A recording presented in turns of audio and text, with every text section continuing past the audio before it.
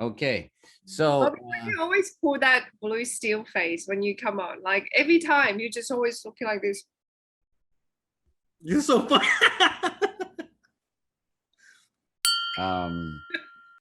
So Bobby, what we're gonna do I'll just explain it. Anyway, welcome to another episode of BackSpace NerdZ. We are back. Myself, Sandy Kirkman, Bobby Torres, at you in your living rooms, at your homes, whatever. So on today's episode, we're gonna do something different. I say this every episode. We're gonna do something a little bit different. So today is sort of a free-for-all. We're all gonna pick just something that we want to do. So Sandy has something that she wants to talk about. Bobby has something maybe he wants to talk about. I have something I want to talk about. It could just be a discussion. We could be showing things. Who knows? We'll figure it out as we go along. That's the beauty of what we do. We're figuring it out as we go along. Nothing is pre-planned. Nothing is well, it's kind of planned, but nothing is like pre-scripted. We just work off each other. Basically, what Anthony's trying to say is we have ran out of material.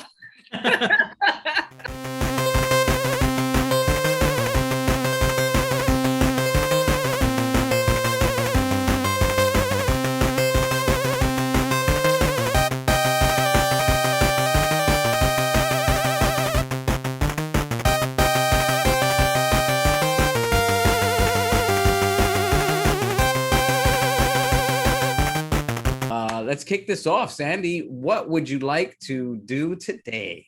We needed a free-for-all episode, just to talk about what we like. So since I've got into this whole nerd thing, really into collecting basketball cards, one of the biggest hype, in my opinion, is the new Prizm Select Mega Box. Some of you may know I am the retail queen, so I got this at retail price, $39.99. And there's some killer cards in there. I'd love to open one of these. What's the resale of that right now? 100, 150. Man. Yeah. Oh, man. This is my last box. Oh, no. I've opened many. This is my last box. However, I am very confident I will continue to get retail. I'm confident about that too. So that particular set, right? So a little history on Select, right? Select has always been a hobby box type product. This is the first year that Select is doing retail. And of course, somehow, Sandy was able to get every type of retail product that Select has released. And I was fortunate just to get that one blaster box from a text message that came in at 6:30 in the morning. It's incredible. So that really has some really great cards. You can get like a LaMelo Ball, courtside silver prism, or they have like tricolor cards. Wave cards. I mean, the product is gorgeous. I mean, it really is gorgeous. I love that sound. Just listen to this. How good is that? How good is that sound? Very similar to horror movies. I've never had the luxury to open a mega box from Select. How many packs? Right. 3, 2, 4, 6, 8. 8 packs. 8 packs.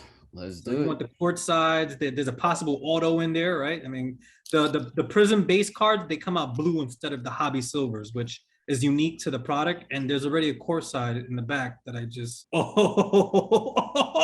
that's a silver court side in the back.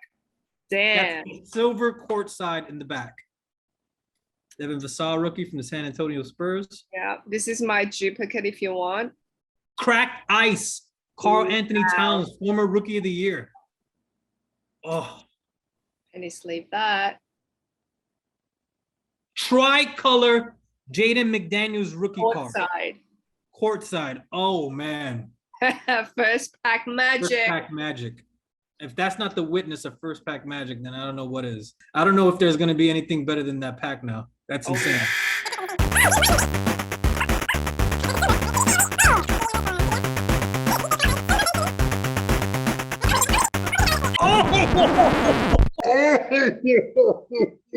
Oh my God. Is it Anthony Edwards?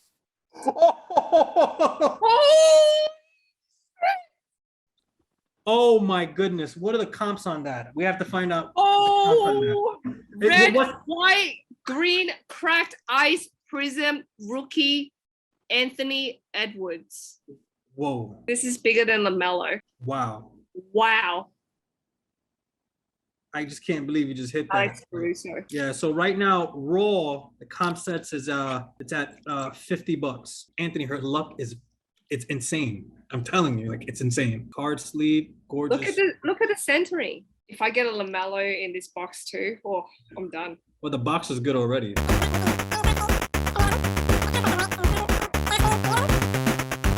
What a gorgeous cracked ice, green cracked ice insert. Oh, James Wiseman. Ooh.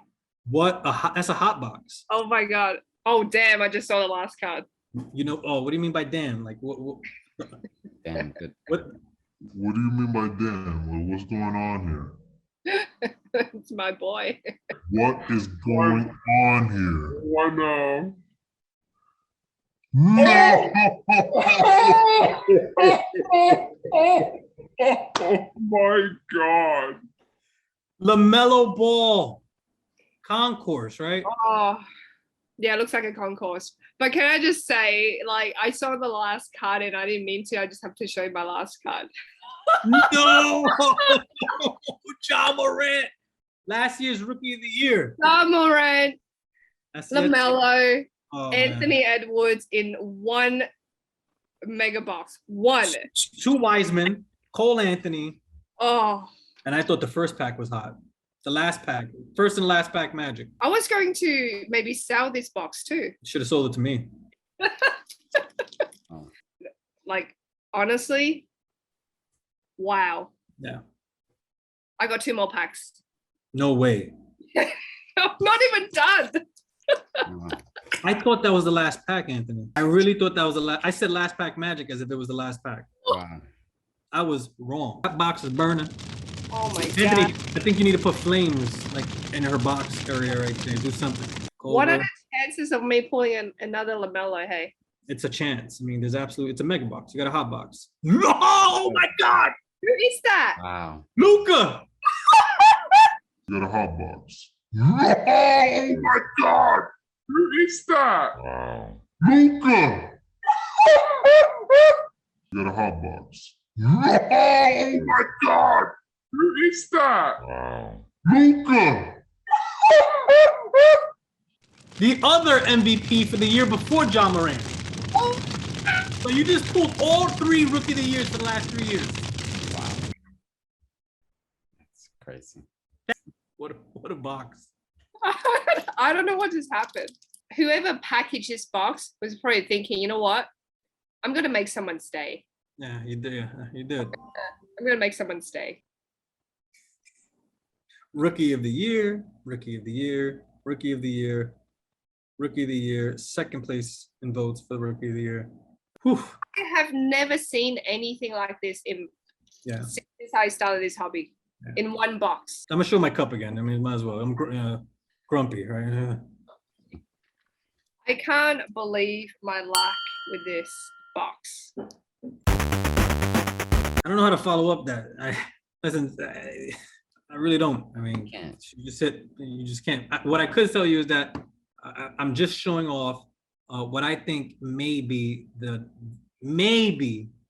next big thing, right? Is Metazoo, a sealed first edition Metazoo Krypton Nation, right? This isn't the Kickstarter version. There was a Kickstarter version, and this actually was a Kickstarter campaign. It started as a Kickstarter campaign by a person by the name of Michael Waddle, something like that. Waddle, something to that effect. And he's the one who created and founded Metazoo.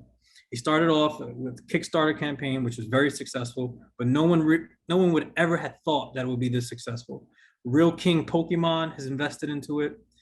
Steve Aoki is invested into this. And now Topps has an investment to Metazoo. So this Metazoo thing is really catching on. A Kickstarter booster box right now is going for nearly $7,000. I purchased this, and I remember we would talk about this months ago. I was saying almost Stupid idea. Yeah, it was about $100, and I told you, hey, pick up a box just in case. I'm gonna pick up 2. Let's see what happens, right? Listen. Yeah, and now I seen this first edition box, and they've scaled down, and they're leveling out, but I've seen them sold for as high as $1,000. I did, in fact, open up a box, right? And I do want to show you some of the cards, some of the artwork. I don't know the concept of the game too much, and that's something that I have to get into a bit more. But I'm not a person who plays the games. I like the collectability of the artwork. I like seeing something new and seeing something exciting. That's my way of thinking, right? But I'll show you some of the base cards, and you're not gonna like this art, Sandy. I'm gonna put that out there right now. All right. Artwork is It's different, right? And if you felt these cards, right, they really feel. Agree with me. Yeah, they really feel like paper. They don't feel like cardstock. And hopefully, with Topps, getting invested to this, the quality of the card to be better. But it really feels like paper. But I do like the backing. I like seeing different colors. I have the same concept as in terms of art, the way Pokemon did, right? So they do have hollows, right? It's right there. A bullet. It's a silver bullet. Oh, it's a bullet. Okay. This chaos crystal is supposedly a very valuable card. It's about maybe $100. What do Anthony? These cards are going for about $40 a card. What is it? What is that? Just flames. That's shaped like a phoenix. It's Phoenix Rain. Wait, what's the purpose of the card? What is Metazoo? What is this? That's the thing. It's a new trading card game, and you can play this. You can play it the way you can play Pokemon. You can play this the way you can play Dragon Ball Z. It's a trading card game. As far as what the purpose is, how you play the game is something that I don't know, but I'm very familiar with the card style. Now, what's different is that they also have reverse hollows, and we collect Pokemon cards, so we know reverse hollows is usually the entire card. For the exception of the box or square inside that has a hollow to it, right? But the reverse hollow is in fact the actual artwork. So instead of the entire box, it would just be the character. Is that a turtle? Yes, that's a turtle. It's unique. It's different. The artwork, it's obscured. Local game shops, to see where you can get these at. There's places like Toy Wiz, they carry it, or Game Castle, they carry it. Sneak Outs in New York City, they carry it, right? They're creating a world. They're creating this concept. They to my opinion, they're following the structure of Pokemon. I can't see any characters that say, oh my God, I love this character. I love the. I don't have that, but it's more conceptual. Buy the rumor, sell the news, right? Mm-hmm. So I think what's happening now is a temporary hype on this Metazoo. It's just a phase. Another year or two, this is going to fizzle out. It's not going to be as popular as the Yu-Gi-Oh or the Pokemon. It's taking a concept that we're familiar with, but it doesn't have the history of a Yu-Gi-Oh or a Pokemon or a Dragon Ball Z. So it's building its history, and we're witnessing the history as it goes. That's what I see. I think that history will become very profitable for the people who invested into it right now. You didn't even invest the time to find out what the game is about. I didn't invest the time to find out the Pokemon game. I don't play the Pokemon game. You have zero idea. That's what I'm saying. But the concept is similar. It's higher numbers. It's rares, unrares, commons. It's the same. My understanding to traded card games is the same. All you people are buying Metazoo right now because it's a rumor. It's going to be the next big thing. It's currently the biggest hype right now. Give it another year or two. This is going to be a phase. Nobody is going to give a shit about Metazoo. Do you know why? One, they're probably going to stop producing this shit art because nobody wants to buy it. Two, it's just not going to be as popular as Pokemon or the Yu-Gi-Oh. It's hard to you're talking conglomerates, you're talking big time. But I do see potential. It's hard for me to say that. You know what? The art grew on me. The retail queen says do not invest in Metazoo. Oh no, he bought it. I did tell you to do it in the beginning. He bought it in its $7,000 box now. So I mean, buy the rumor, sell the news. But if this is a rumor, I've never seen a rumor increase in value so fast. Well, Bobby, this is your moment to just say to Sandy, hey, NFT. You haven't. Well, I didn't believe in the NFT thing in the beginning. I like it. I like the whole NFT thing. I was, I could say that. And it took me a while to, old type collectible guy. And by the way, Anthony, just big shout out on this awesome pop you picked up for me. Where'd you get this from? I got that from Toy Tokyo. Bobby bought me a $8 milkshake that tasted like crap, and we threw it out immediately. So that was my my gift to him for throwing out a milkshake, which is a travesty. Granted, we went to this small little truck. We ordered 2 milkshakes. It's New York City, so obviously it's expensive. The first 2 sips, and we're like, "What the hell is this?" And we just tossed it. I mean, show the video when you get a chance. Yeah, it was but everybody knows the ice cream trucks. You think itself, you hear the music, ice cream truck, good milkshake. But you think they go to the bathroom? Mr. Softies will have decent ice cream milkshakes. The Whippy, creepy. The which one? Mr. Whippy. The which one? Mr. Whippy. We heard from Sandy. So yeah, she hit big. And Bobby went on about Metazoo. I guess the only other thing to really talk about is that they're, like nerd wise, me and Bobby are actually going to go and head out to see the All Elite Wrestling show. Bobby is a wrestling fan, but he hasn't been really involved in wrestling for a while. So, this is sort of his time to catch up on all that's happening. It's a really big time to be a wrestling fan right now. The wrestling industry is getting really popular again. AEW is actually releasing an Upper Deck cards set right now. The reason why the wrestling world is sort of really popular right now is really because of All Elite Wrestling Company. It's sort of like everybody knows WWF and WWE, whatever, Rock and Stone Cold and all that other stuff, but that the company has been sort of treading water for some time, and a lot of the superstars are sort of like moving on from that company and they're going to this newer company. So a new company sort of formed together. Look, as a wrestling fan, I know that wrestling is not real or whatever, I get it. It's just entertainment, and it's entertaining to watch. And that's what I go to watch it for. I understand the backstage thing. I understand how the whole system works. I'm not a smart mark or whatever, but I enjoy the brand. I enjoy the storylines. I dig into it, and I enjoy the athleticism of the athletes. They do hurt themselves. They may be like jumping around and stuff like that, but they do get hurt during this stuff because they are throwing themselves against chains and ropes and things. Not all just fake punches or whatever. So right now, the storyline in wrestling is specifically for All Elite Wrestling, and why AEW is so popular is they're calling it what they call is the forbidden door is being opened. What that means is that they're inviting other promotions from other companies, wrestlers, to wrestle on their programming while they're allowing their wrestlers to wrestle on other people's programming. And this type of wrestling hasn't been done in many years. So if you're a fan of wrestling, you've never seen someone's champion go to someone else's show up on it and wrestle.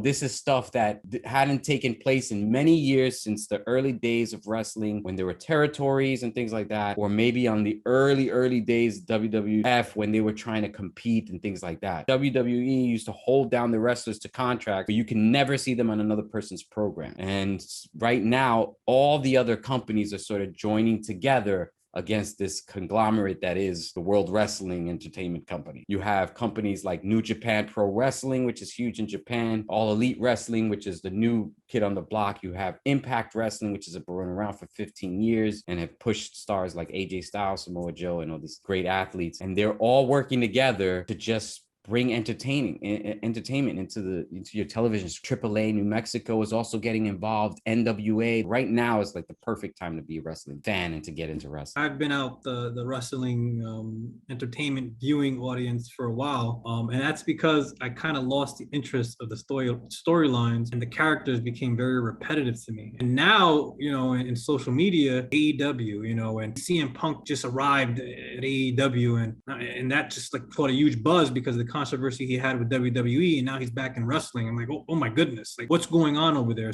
Anthony's explanation is such a nostalgia for me, because I just realized how much wrestling I used to watch as a kid growing up, and both of you have no idea about this, but it used to air WWE or WWF, whatever that older one was, 1 a.m. in Australia. And when I was a kid, I used to stay up I used to watch it. And as Anthony was explaining, I remember this one part where one of the wrestlers came out with the chair, you know, those folded chairs. I didn't know at the time. And for years and years and years, I didn't know it was fake. But they will pretend to hit you with the chair, bang the fist on the stage. So it looks like, you know, you really thump someone on the stage, but it's not really. You're using your fist to make that sound, and with the chair, everything's like super animated. They do it so well. It's like a choreography pretty much. Watching it for so many years. And I don't think I was supposed to watch it because it came on at 1 a.m. in the morning. But I used to watch it every Saturday night. And I used to think it was real. The work goes into planning. It's like dancing moves pretty much, like a choreography. Like Anthony said, they do get injured. There's still some sort of fighting involved. And I think that they really get hit with the steel chair. I think it's a real thing. Yeah, I mean, there's certain things that you can't fake. You can't get fake throwing somebody into a table. I mean, how do you fake that? You know, so when some people, you know, a lot of wrestlers themselves, they get upset when fans go, "Oh, but that's fake," you know, and they go, "Yeah, it was fake that a guy took a chair and hit me in the back. Like, I'm getting hit. I'm getting thrown into the crowd. Like, this is not fake. I'm preparing my body for it, but it's still happening." The mats are designed. If you pull them apart, they're wood slabs that are underneath there. So they're hitting wood. I mean, there's a give to the ring, but it's wood that they're hitting. You know, when they train, their backs are bloody messes. Their chests are bloody messes. Building calluses around your body. Correct. Sometimes they know what the end result of the match is, but they don't know how they're going to get to the end result. That's improvised ring awareness and how they do their moves. They speak to each other during it, and all part of this entertaining factor that I personally enjoy when I watch it. You know, I watch for the entertainment. You get so invested into it, you no longer think about how it was set up. You just entertain. It's like magic. When you watch magic, you know that he's not pulling a rabbit out of a hat or the cards aren't appearing from his wrist. It just, and when you're in it, you just don't even think about what it took for him to do the trick. You just are enjoying the trick, and you're enjoying the magic show, and it brings you back to when you're a kid, or it just brings your imagination back. But now I find myself wanting to watch not only the AEW program, but now I watch Impact Wrestling's program, and I watch to see who's going to be on whose show. It's like a soap opera. You know, Impact Wrestling has been around for 15 years, and they were sort of like a second company for many years. You know, it was called TNA Impact, but I still have a love for Impact because they're the underdog, you know, and so they have a lot of great wrestlers in there. Women's champion of Impact, she went to AAA Mexico, which has their own show, AAA Mexico, and she won their women's championship belt and brought it into Impact. The AEW name is Kenny Omega, who's the #1 wrestler in the world right now. He had 3 belts at one point from 3 different promotions, and he was holding each one's belts in his arms as he came out to everybody's shows. Dude, this guy works for one company and he holds 2 belts from another company. Like, that's awesome to watch on television. This stuff would happen, but it wouldn't be televised. Walk Bobby through catching up over the last 15 years, but you know, again, as a fan, it's just amazing. Well, that's it. That's our episode for today. We did what do we call this? Free for all. Sandy was able to showcase a box that, I don't know, it was like the ultimate box of boxes that she will probably maybe never be able to duplicate ever again. Yes, I will.